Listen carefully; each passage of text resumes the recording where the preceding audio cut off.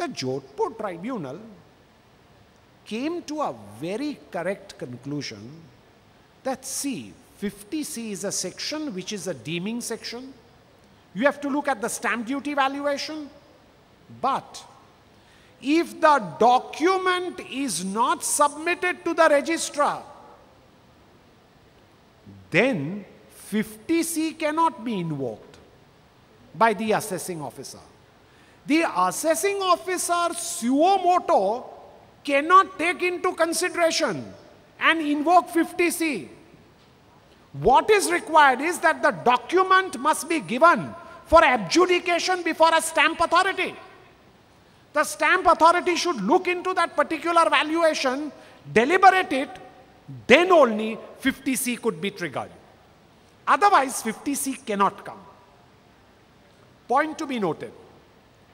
If you enter into an agreement but do not register the agreement, mark the words, you enter into a conveyance, I'm saying a conveyance, not even a document, a conveyance, but you don't register it, 50C cannot be invoked. Because 50C can come into play to those types of documents which are actually given for registration purposes. If documents are not given for registration, the question of invoking 50C cannot arise at all. This logic of the Jaipur tribunal in Navneet Lal was carried further in an unreported decision of the Mumbai tribunal in Shingar. Facts of Shingar, very interesting. There was a property, and on that property some cosmetic business was being done. They incurred huge losses. One of the creditors said that you pay me my debts. In order to avoid that, they said this property, we are transferring it to you. They transferred it by a book entry. By book entry, the property is transferred. The assessee took possession of the property. The assessing officer said that this is grossly undervalued. It is shown at 69 lakhs when the property is worth 3 or 4 crores. Therefore, the difference is not possible. 50C, Regni Reckoner value was taken into consideration and addition made. In Shingar's case, it was rightly held that number one, 50C is a deeming fiction.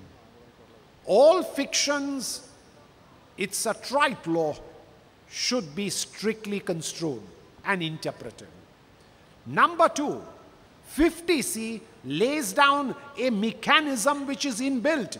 The mechanism is that the assessing officer has to take into consideration the stamp duty valuation, and if the property is less than what was adjudicated by the stamp officer at the time of registration, then the stamp duty reckoner, the higher of the two, would be taken into consideration. If there is a mere book entry, and on the basis of book entry, a property is transferred, and there is no documentation, exchange of letters, exchange of correspondence, the tribunal rightly held 50C cannot be invoked. Based on this, there's a lot of controversy on 50C referring to the valuation officer. See, I can tell you two very important issues. First is, if any agreement for transfer of immovable property takes place, but is not registered, is not given for registration, then 50C cannot be invoked. What is the problem? The problem is that in the property records, your name would not come. That is the only difference. What is the second repercussions? If you have a takeover or a transfer or something of that nature, then in such situations also, the question if there is no agreement but transfer by book entries, the question of any type of particular invocation of 50C is not possible. I've taken these two cases only from the point of view of planning, just to see how it is done.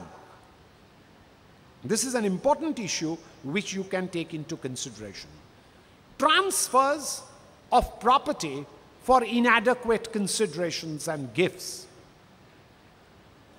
Section 56, subclause small 6, dealt with cases of inadequate consideration.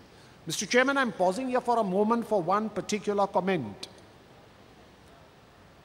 I think, first of all, my very candid view, wealth tax must be immediately abolished. It does not give any revenue. It's only a problematic legislation on the statute book. I hope the finance minister is conveyed this point very clearly. Secondly, gift tax abolished. Very correct decision. Now you are introducing gift tax by the back door in 56 by first small Roman 6. Now in Roman 7, with effect from 1/9/2010, they have said that if there is transfer of any immovable property over 50,000 rupees, or that there is inadequate consideration to the extent of 50,000 rupees, the balance is treated as inadequate consideration and added. Of course, there are exceptions of near relationship which are exempt, but other than that outsider, it would be dangerous.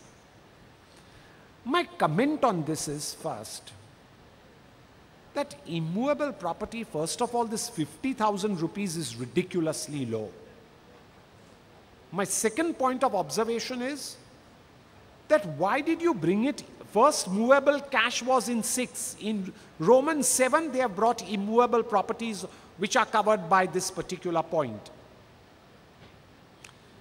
Instead of going into all these details, very simple, you create a trust, because that section uses the word individual and HUF. Trusts are not included. So create a vehicle of trust and you can avoid this whole section, in my opinion. What is it?